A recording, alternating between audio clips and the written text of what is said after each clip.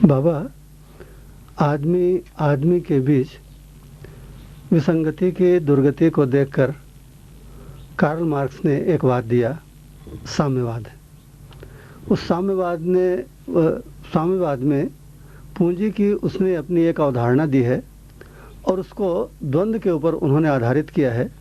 इसलिए उस वाद को द्वंद्वात्मक भौतिकवाद ऐसा उसने नाम दिया।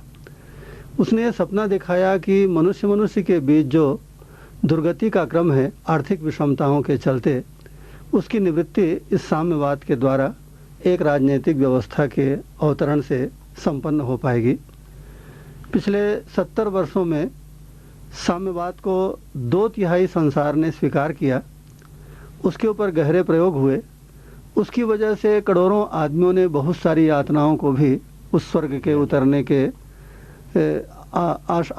आशा के वशीभूत होकर उसको झेला भी। लेकिन अभी हमने देखा कि साम्यवाद सारी धरती में कम से कम प्रयोगात्मक रूप में तो बहुत बुरी तरह से असफल हो गया।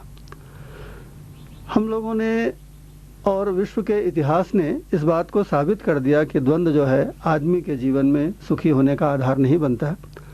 ऐसी स्थिति में आपके मुंह से जो हम लोगों ने कई बार सुना, व्यवहारात्मक जनवाद, इसके द्वारा आप मानव के बीच संबंधों को और मानव के बीच खड़ी होने वाली विसंगतियों को, समस्याओं को दूर करके समाधान तक पहुंचाया जा सकता है, ऐसा आपने बार बार कहने की कोशिश की है।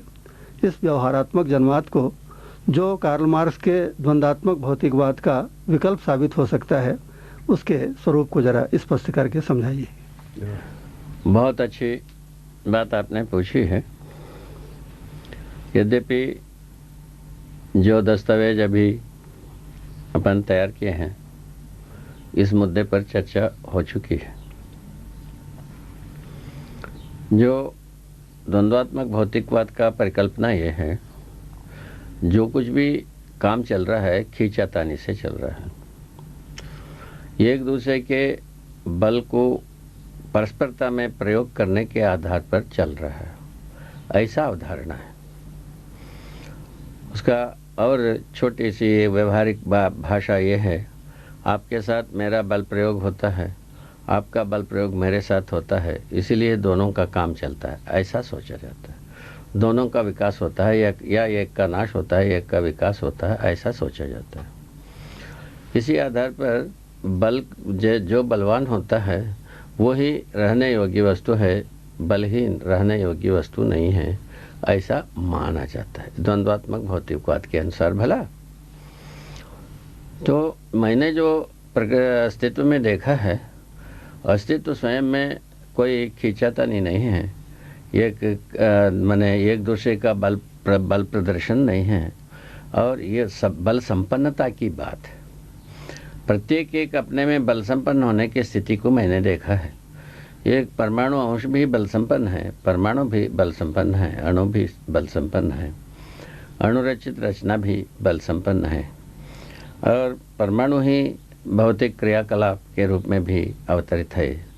और सही परिवेशों को, सही परिस्थितियों को पा करके, तो सही परिस्थिति का मतलब इतना ही है, ब्रह्मांडी परिस्थितियाँ और स्वयं के वातावरण, जो कुछ भी एक धरती है, एक धरती के इसमें सतह में जो कुछ भी वस्तुएं हैं, ये एक दूसरे के लिए वातावरण हो जाते हैं। इस ढंग से ये सब अनुकूल होने की बात इसी विधि से आई। सभी बल संपन्न हैं, एक दूसरे के साथ आदान प्रदान के रूप में पूरकता विधि को संपन्न करने योग्य है, फलस्वरूप विकास है, ऐसा मैंने देखा है। तो भौतिकवादियों का नज़र में कैसी आई है, एक दूसरे के लिए खींचातानी है, एक दूसरे के ऊपर बल प्रयोग कर रहे हैं। जो बल प्रयोग में जो सफल हो जाता है वो रह जाता है, बल प्रयोग में हार जाता है वो मिट जाता है, ऐसा कुछ सोचते हैं। ये सोचने की बात रही है, अस्तित्व को देखने की बात सर्वथा नहीं रही। कुल मिला के अस्तित्व को समझ करके तो ये द्वंद्वात्मक भौतिकवाद लिखा नहीं जा सकता। और कल्पनाशीलता से यही है, हर व्यक्ति अपने अरमान अहमता को बढ़ाना चाहता है, बुद्धिहीनतावश अथवा अज्ञानतावश अथवा मूर्खतावश, ये कुछ ना कुछ तो उसका नाम होगा ही। जो जिसको अच्छा लगता है वही नाम रख लो, तो अंततोगत्वा बुद्धि की ही बात आती है। बुद्धि सटीक प्रयोग ना होने का फल में ही हम ऐसा कुछ सब सोच लेते हैं।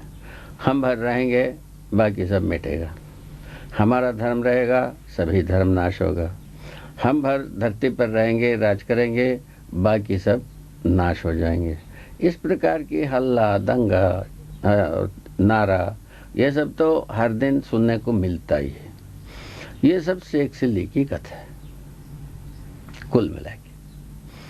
तो इन कथाओं को ऐसे कि शेक्सपियर की कथा को तो बहुत रंग से लिखे हैं, सब आप लोग जानते ही हैं।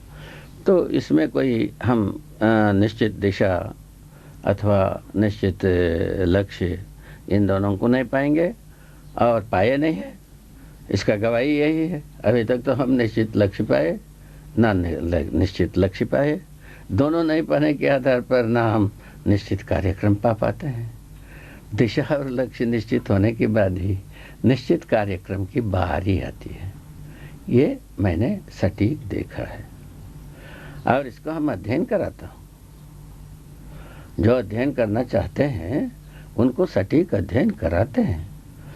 तो ये हमारा हर दिन की रोजमर्रा की काम है। इसमें आपका किसी का हम बहुत बड़ी भारी एहसान कर रहा हूँ ऐसा भी बात नहीं है, मैं कोई उपकार कर रहा हूँ ऐसा भी बात नहीं है। हमारा ये काम है। जैसा हवा का काम अपना करता ही है, उजेला का काम अपना करता ही है, पानी का काम अपना करता ही है, धरती का काम अपना करता ही है। ऐसे ही मेरा काम करना ही है शायद, और दूसरा कोई कारण नहीं। ये हम अपने में दृढ़ विश्वास मुझ में समाई हुई है। अभी तक मैं जितने दिन, जितना क्षण, जितना कार्य कर पाया, हम इसी अवधारणा और इसी उद्देश्य लेकर के किया हूँ।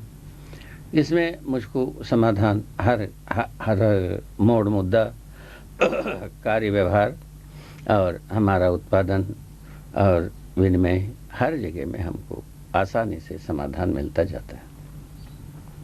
उससे मैं सुखी हूँ, मेरा परिवार सुखी है। बात इतनी ही, छोटा सा बात है।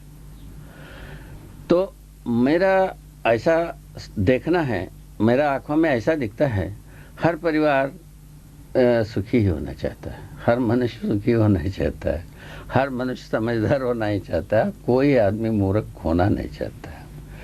किसी आदमी को हम पूछें तो मूर्ख हो, वो स्वीकारता ही नहीं।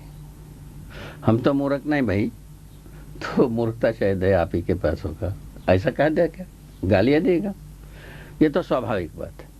इसीलिए अस्वीकृत बात किसी को स्वीकृत नहीं है, मुझको भी स्वीकृत नहीं है।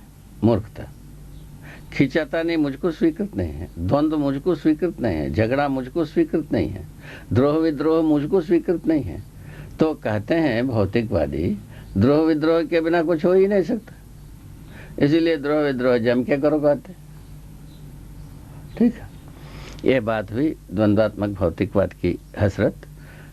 उसके बदले में समाधानात्मक भौतिकवाद इसी नजरिया से लिखा हुआ है। जो कुछ भी अस्तित्व में है बल संपन्नता है, बल संपन्नता का उपयोग है, सदुपयोग है, प्रयोजनशीलता है। यही जागृत जीवन में होने वाली स्वाभाविक खुशबू इतनी है।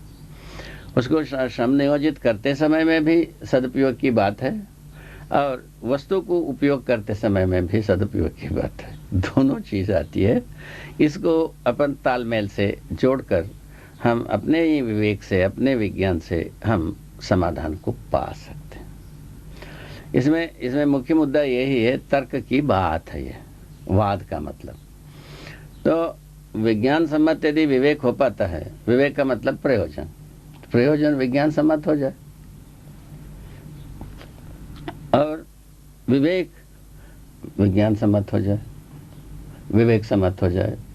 ये विवेक सम्मत विज्ञान, विज्ञान सम्मत विवेक।